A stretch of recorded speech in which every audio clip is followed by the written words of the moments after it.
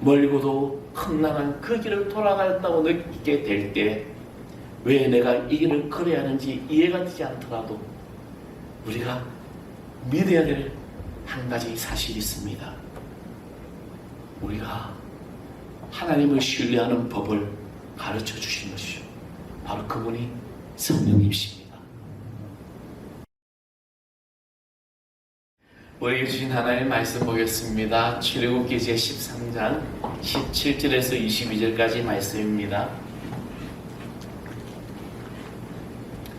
출애굽기 제 13장 17절에서 22절 다 찾으셨으면 제가 한 절 여러분이 한 절 이렇게 공부합니다. 바로가 백성을 보낸 후에 블레셋 사람의 땅의 길은 가까울지라도 하나님이 그들을 그 길로 인도하지 아니하셨으니 이는 하나님이 말씀하시기를 이 백성이 전쟁을 하게 되면 마음을 돌이켜 애굽으로 돌아갈까 하셨습니다.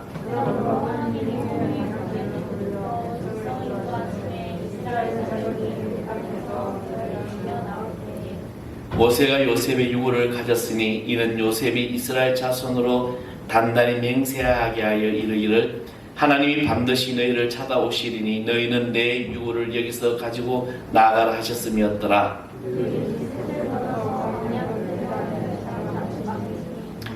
여호와께서 그들 앞에서 가시며 낮에는 구름 기둥으로 그들의 길을 인도하시고 밤에는 불 기둥으로 그들에게 비추사 낮이나 밤이나 진행하게 하시니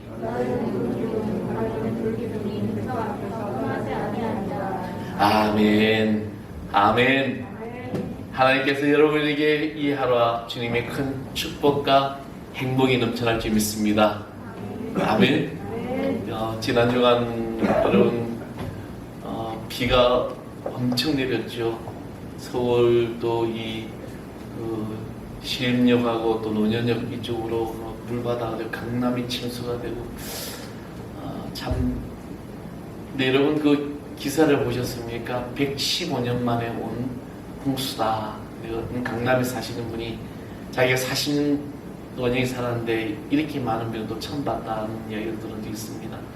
이 115년이라는 기준이 뭐냐면 기상 관측이 시작된 시점부터 115년이죠.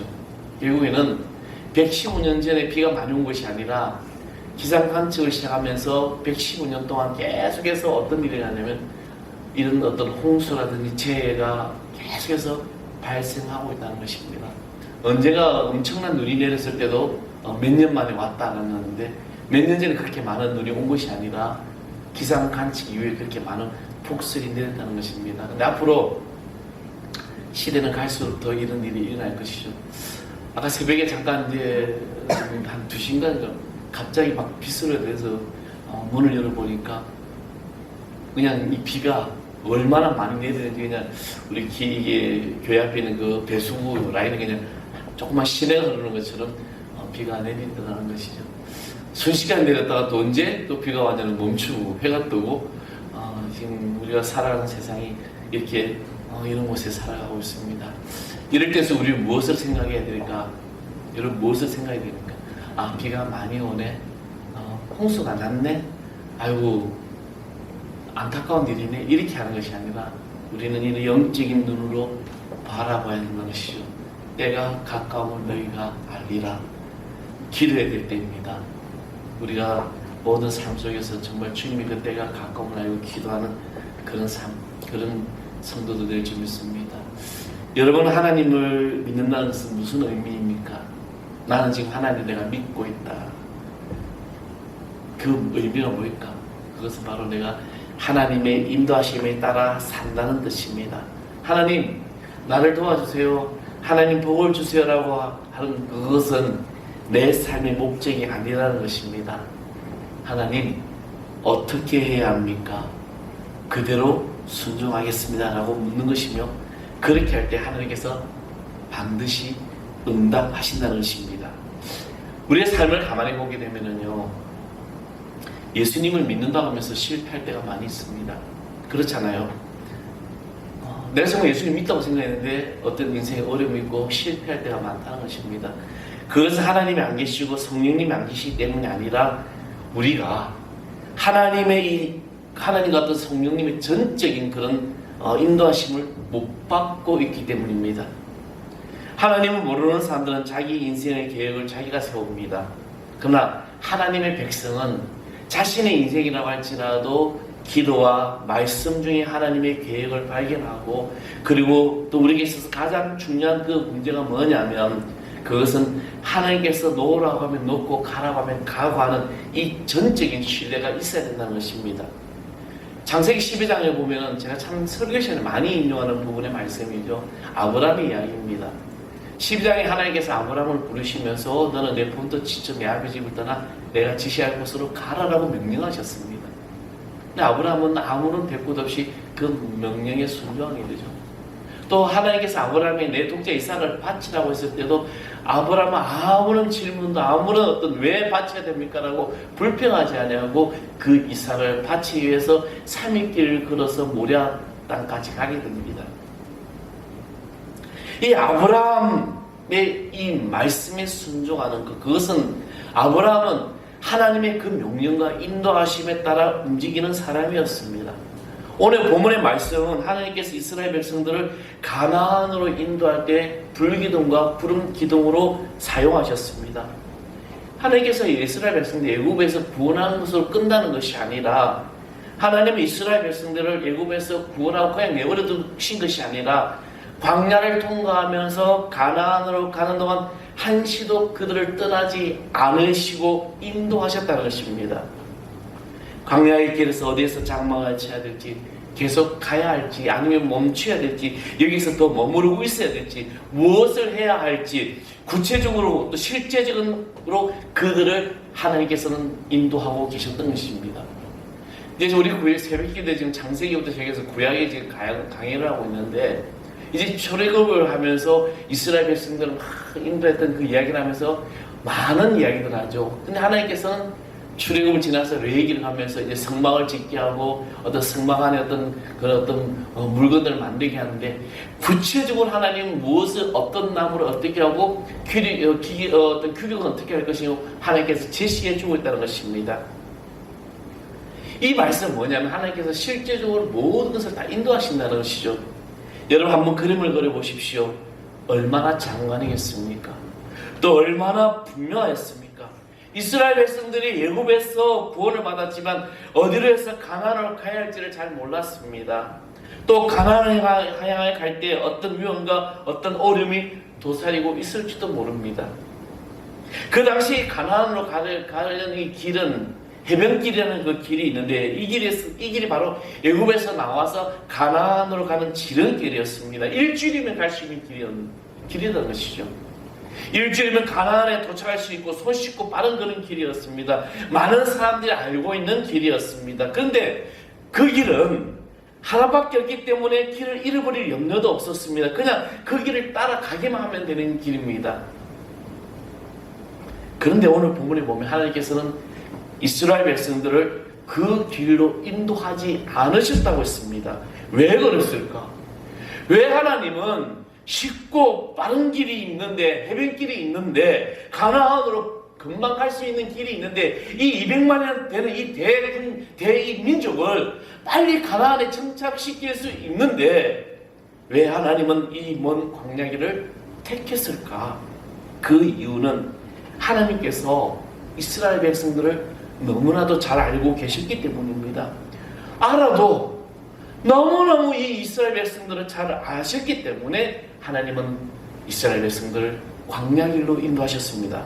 본문 17절의 말씀을 보면 이렇게 기록합니다. 바로가 백성을 보낸 후에 블레셋 사람의 땅의 길이 가까울지라도, 블레셋 사람의 땅의 길이 가까울지라도 하나님이 그 길을 인도하지 않으셨으니 이는 하나님이 말씀하시기를 이 백성이 전쟁을 하게 되면 마음을 돌이켜 애굽으로 돌아갈까 하셨습니다.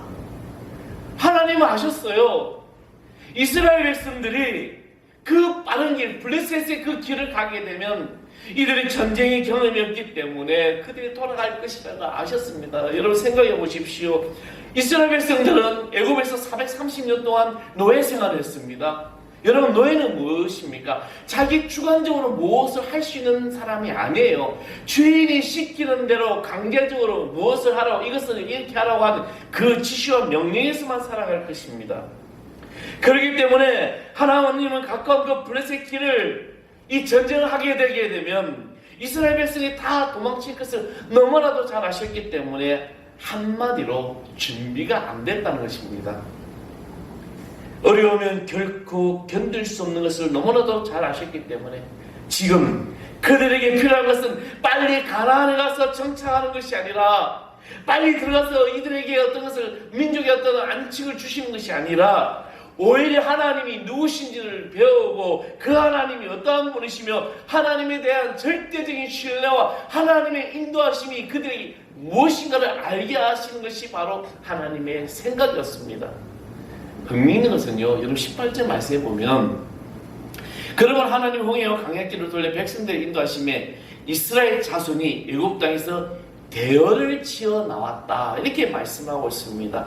대열을 치어 나온다. 이것은 오와 열을 맞춰서 행군하는 것, 군인들이 걸어가는 것처럼 딱 맞춰서 걸어 나오고 있다는 것입니다. 마치 군인들이 질서 있게 나왔다는 것이죠.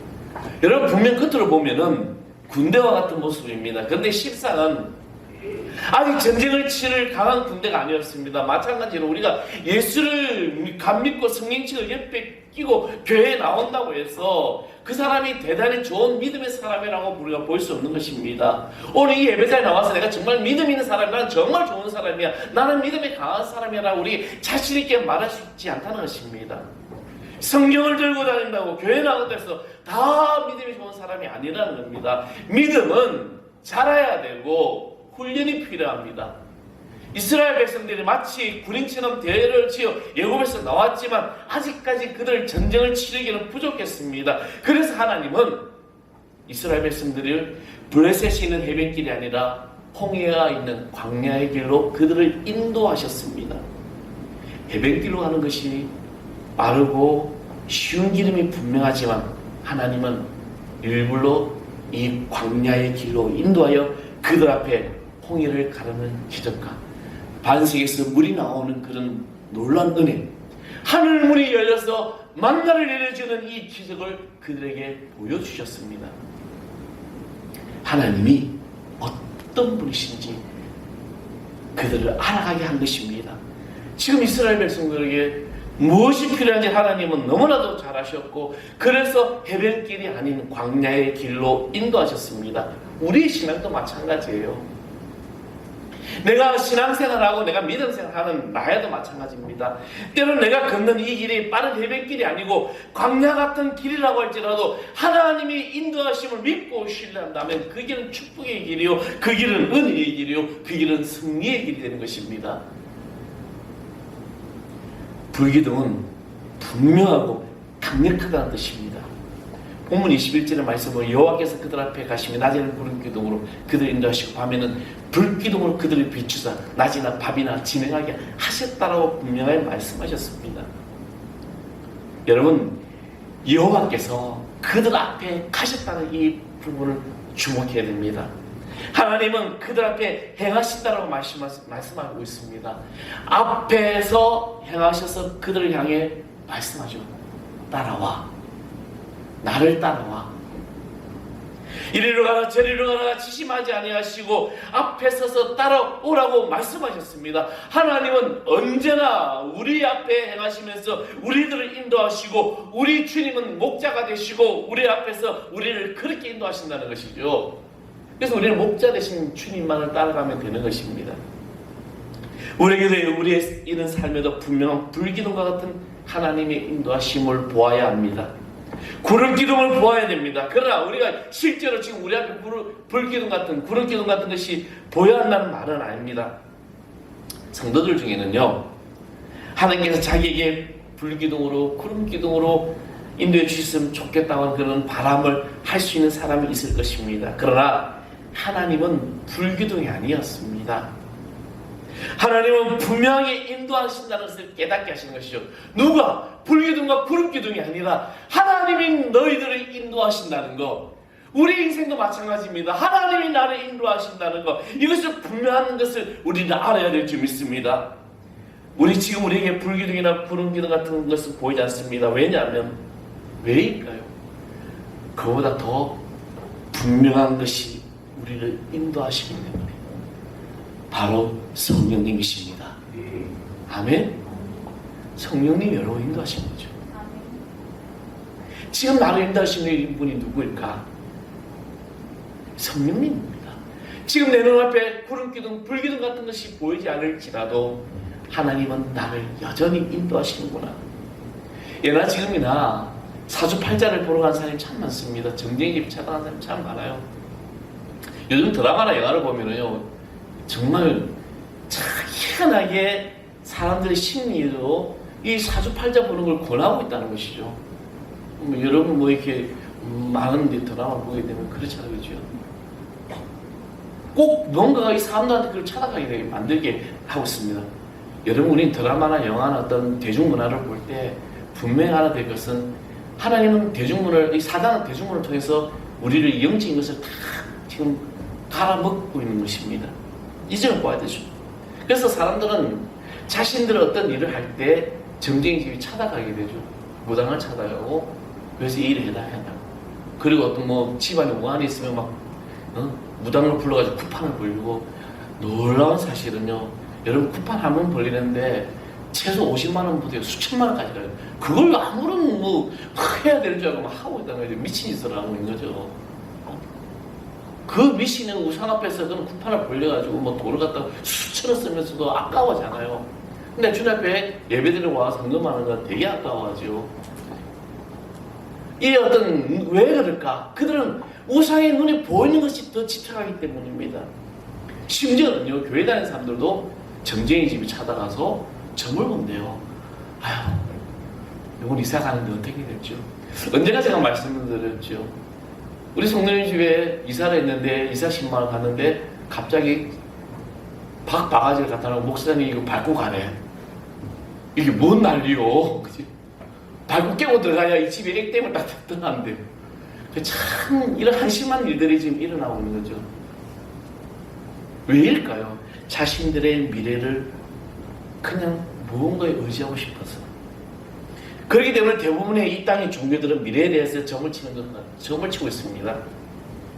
맞든 맞지 않든 상관없이 미래에 대해서 불안해하는 사람들이 많다는 거죠. 여러분, 정치에 가면은요, 당신 집에 옛날에 그래서 당신 감나무 있어? 네, 있는데요. 감나무 때문에 그냥 빨리 뽑아버려. 감나무 있어? 없는데요. 그게 없어. 그래, 감나무 심어. 그러니까 사람들 막 불안을 해소시켜주고 있죠. 그러나 기독교는요, 기독교 신앙은 다른 종교와 다르게 미래에 대해서, 점진에 대해서 필요하지 않습니다. 왜냐하면 하나님이 우리와 함께 하시기 때문입니다. 아멘? 이것은 구원받은 하나님의 백성이 엄청난 특권이에요.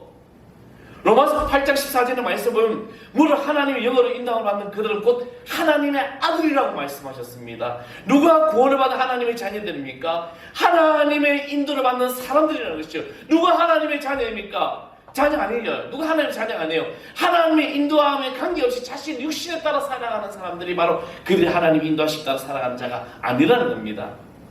어떻게 보면 성령님보다 불기둥이 더 분명하게 생각될지도 모릅니다. 눈에 보이는 점으로 보면은 불기둥이 더 확실하게 보입니다. 그러나 우리가 분명히 기억해야 될 것은 불기둥과 구름기둥은 200만 명을 한꺼번에 이끌어가는 광야에서 인도할 때 필요한 그 방법이지, 오늘 우리를 살아가는 우리를 이끌어 가시는 성령님의 인도하심은 하루하루 그리고 매 순간순간마다 모든 믿는 자들에게 삶을 인도해 주신다는 것입니다. 오늘 저와 여러분의 삶을 성령님이 계속해서 매 순간순간 나를 인도하신다는 것이죠. 여러분 이것을 믿으십니까? 지금 내 눈앞에 불기둥이 없고 구름기둥이 없다고 하나님이 나를 인도하시지 않는 것 같아, 이런 어리석은 생각을 하지 마십시오. 앞을 보지 못한 장애를 가진 자에게 1000m 앞에 1km 앞에 뭐가 있어라고 이야기하는 것, 그런 사람 아무도 없습니다. 그렇잖아요. 여러분, 시각장애인 앞에서 백미 앞에 지금 뭐가 있으니까 조심하세요. 이야기 안 해요. 당신 앞에 지금 계단이 있습니다. 당신 앞에 차가 지금 와요. 조심하세요. 지금 당신 앞에 지금 웅덩이가 있어요. 이렇게 이야기를 하지, 당신 앞에 100m, 1km 앞에 무엇이 있다라고 이야기하지 않습니다. 한 걸음 한 걸음 이것을 가르쳐주고 있습니다. 하나님의 인도도 마찬가지라는 거죠. 여러분, 하나님께서 너 앞에 10년에 20년에 30년 뭐가 될 거야 이야기하지 않습니다. 내일 모든 하루 앞에 모든 삶을 하나님께서 적극적으로 나를 인도해 주신다는 것이죠. 내일을 염려하지 말라는 겁니다. 하나님이 매 순간 나를 인도하시는 것이죠. 그래서 찬양 가운데 내일은 난 몰라요, 하루하루 살아요. 불행이나 요양함도 내 뜻대로 못해요. 험한 길 가고 가도, 여러분이 모든 길 가고 가도 나의 삶을 주님이 인도하신다는 겁니다.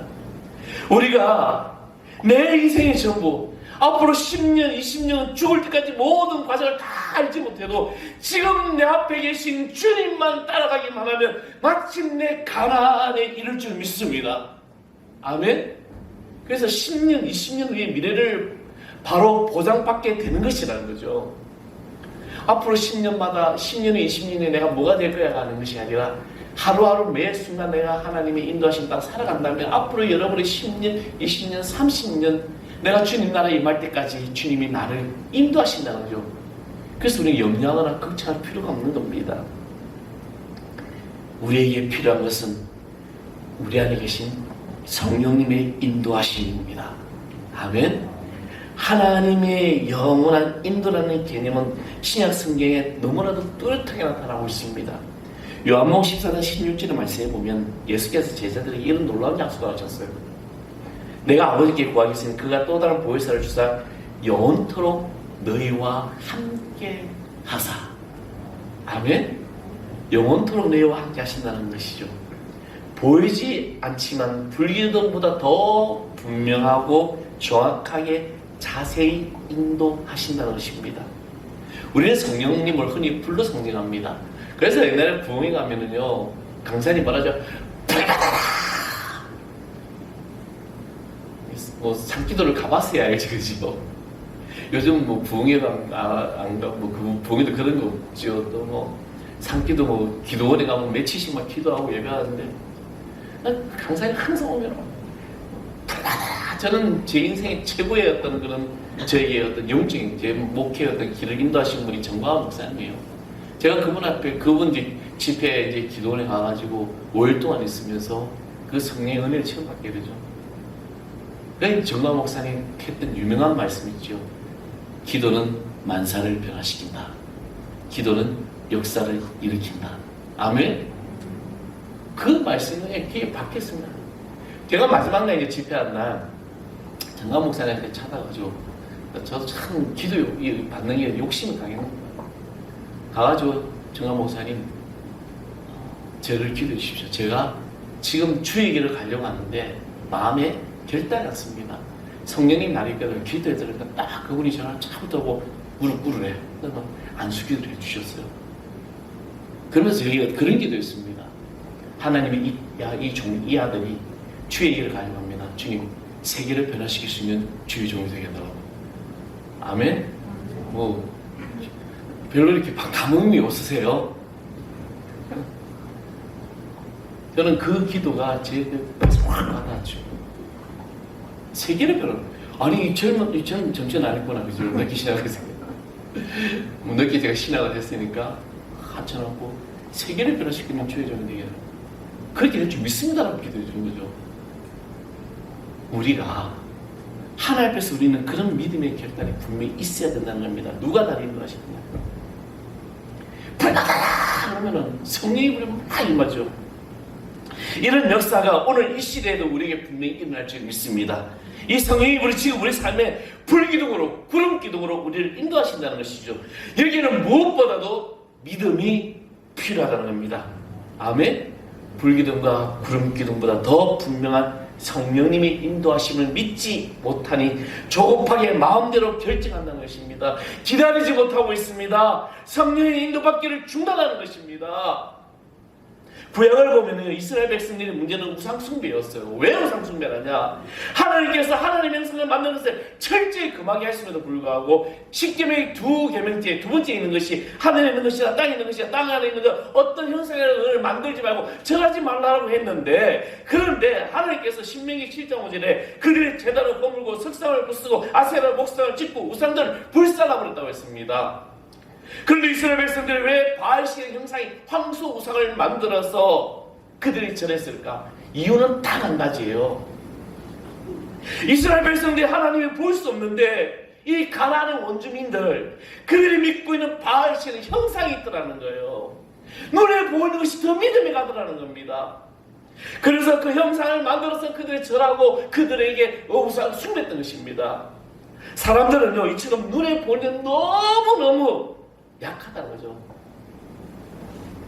사랑하는 성도 여러분, 눈에 보이는 불기둥과 구름 기둥이 그것을 바라보지 마시고 지금 내 안에 계시는 나를 인도하시는 성령의 구름 기둥, 불기둥을 여러분 믿고 바라보시길 바랍니다. 지금 내 안에, 지금 내 속에 역사하시는 성령이 놀라운 그 기둥들, 하나님이 정말 나를 보고 계실까? 성령님이 지금 나를 이끄시고 계실까? 이런 어리석은 질문을 하지 마십시오.